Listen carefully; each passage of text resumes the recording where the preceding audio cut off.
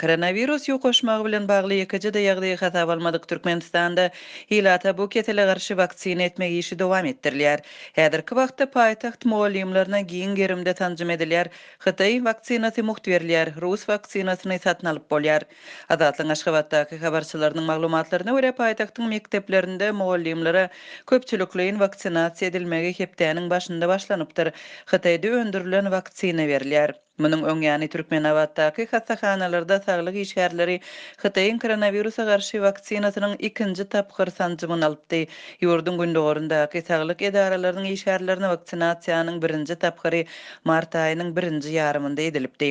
Bu ýagdaýda resmi maglumatlara görä häzirki wagtda Türkmenistanda diňe Rus vaksinasy hasap alınıpdyr. Döwlet habar beriş serişdeleri ýurdun 18-nji ýanwarda Merkezi Aziýada ilkinji bolup Russiýanyň Orsiýatyň Sputnik V vaksinasyny hasap alandygyny 29-njy ýanwarda dünýä derejesinde ýeketäk ýurt bolup Epivakorona Rus vaksinasyny hasap alandygyny habar berdi. Rus vaksinasynyň Türkmenistana birnäçe ýedek getirilenligi ma'lum bolupdy. Türkmenistanda koronawirusa garşy vaksinasiýanyň başynda Rus vaksinasy hususanda paýtagtyň saglyk işgärlerine, polisiýa işgärlerine harbiýlere edilipdi. Şol bir wagtyň özünde de döwlet resmiýlerine vaksinasiýanyň edilip edilmänligi ma'lum bolmady. Indi Rus Sputnik V vaksinasyny öz hasabyna satyn alyp bolýar. Adatlyň habarçylarynyň sözlerine görä, ýurtda hasap alynan Sputnik V Rus sanjymy 1000 manatdan satylýar. Türkmenistanyň Merkezi bankynyň narhy boýunça 2 sany sanjymdan ibaret Rus vaksinasynyň bahasy $285 barabar bolýar. Şol bir wagtda sanjym öndüriji Orsiýatyň Gönim aýy goýum gaznasy 2021-nji ýylyň fevral aýyndan başlap Sputnik V vaksinasynyň bahasynyň daşary ýurt bazarlary üçin $20 pes boljakdygyny ma'lum edipdi. Türkmenistanda koronawirusa garşy vaksinasiýa fevral aýyndan başlandy. Vaksinasiýanyň ilkinji nowbatda edilmeli töwekkülçilikli topara girýänleriň sanawlary ýanwar aýynda düdülipdi we oňa saglygy saklaýyş hem bilim işgärleri girdilipdi.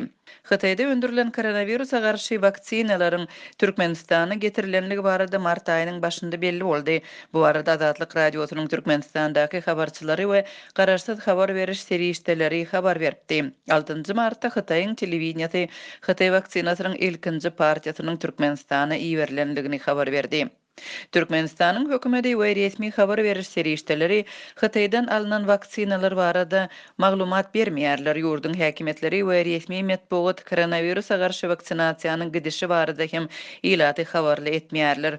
Bu aralykda aýyň başynda ýurtdaky çäklendirmeler gowşadyldy. Şol sanda sowda we hyzmat kärhanalaryna işlemäge ruhsat berildi.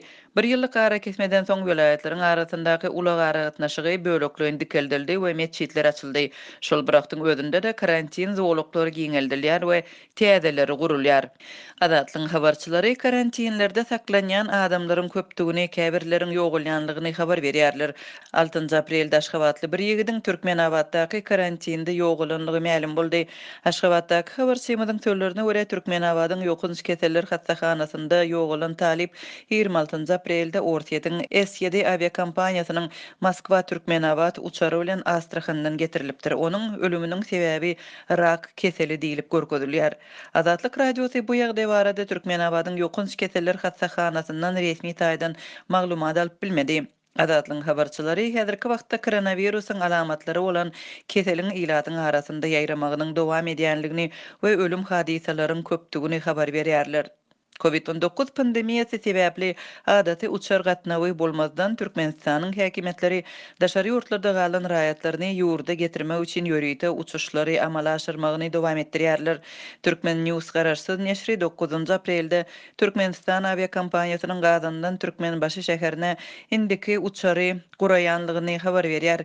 Neşriň maglumatyna görä uçara minmek üçin 8 aprelden öň Gazandaky iki lukmançylyk edarasynyň birinde Covid-19 synagyndan geçmeli. Habarda saglyk edaralary barada takyk maglumat berilýär. Şeýle-de maglumata görä ýolagçylaryň koronavirus testleriniň netijeleri olary 9 aprelde aeroporta elçek Türkmen konsullugynyň işgärlerine aeroportda beriler. Netijede raýatlar testleriniň netijelerini we watanyna gaýdyp biljekdigini diňe soňky pursatda bilip galarlar. Diýip Türkmen News guralýan uçarda getiriljek 275 ýolagçynyň sanawynyň EM konsulluk tarapyndan düzülendigini habar berýär.